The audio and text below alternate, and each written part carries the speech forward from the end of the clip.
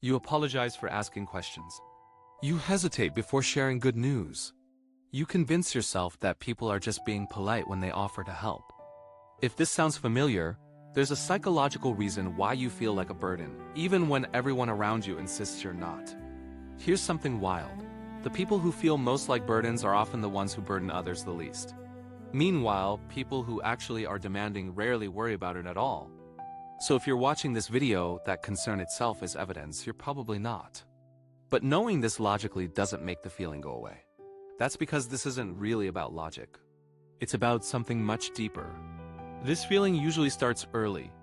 Maybe you grew up in a household where resources were tight, where every request felt like it cost something. Or perhaps your needs were met, but with sighs, eye rolls, or comments about how much you required. Some of us learned that being low maintenance earned love, while having needs pushed it away. Children are brilliant observers, but terrible interpreters. A parent's stress about money becomes, "I'm expensive and bad." A caregiver's exhaustion becomes, "My needs are too much." Here's the thing, you don't need trauma for this to happen. Even well-meaning parents who are simply overwhelmed can accidentally teach this lesson. When someone helps you, you feel indebted. When you need emotional support, you imagine a meter ticking up. You're tracking every favor, every minute of their time, every moment they spend thinking about you. But here's what you're missing. Other people aren't doing this math. When your friend listens to you vent, they're not thinking, "Well, that's 20 minutes, I'll never get back." They're thinking, "I'm glad they trust me," or simply existing in the moment with you. The spreadsheet of social debt you're maintaining? It exists only in your head. People who feel like burdens are usually highly empathetic. You notice when someone seems tired. You pick up on subtle changes in tone. You can sense when someone might need space. These are beautiful qualities, but they have a shadow side.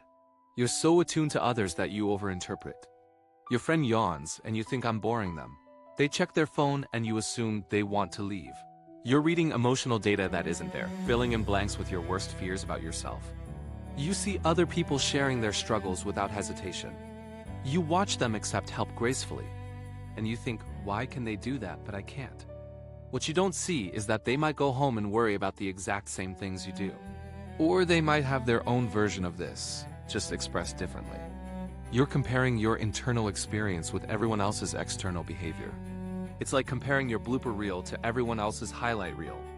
Here's the cruelest part. When you constantly minimize your needs and over-apologize for existing, you can actually create distance in relationships. Not because you're burdensome, but because you won't let anyone get close enough to care for you. People want reciprocity in relationships. When you never share struggles, never ask for help, never let your guard down, you're actually denying others the chance to be there for you. Connection requires vulnerability from both sides. So what do you do with this? Start small. The next time someone asks, "How are you?"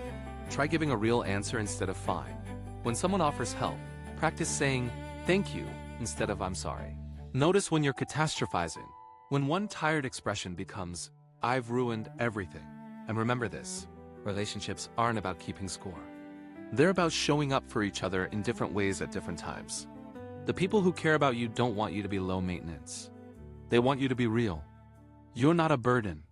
You never were. You're a person with needs, and having needs is the most human thing there is. The weight you've been carrying isn't from being too much, it's from trying so hard to be less than you are. If this resonated with you, you're not alone in feeling this way. And maybe that's the first step toward believing you deserve to take up space.